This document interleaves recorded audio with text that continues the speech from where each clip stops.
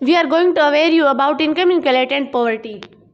Income equality refers to the gap between low and high income demographic.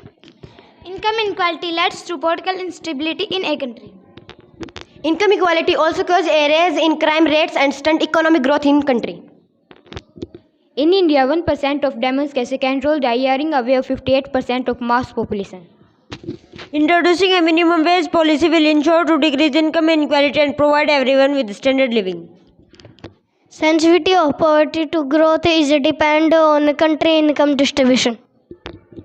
Poverty is a scarcity or the state of one who lacks certain amount of material possession or money.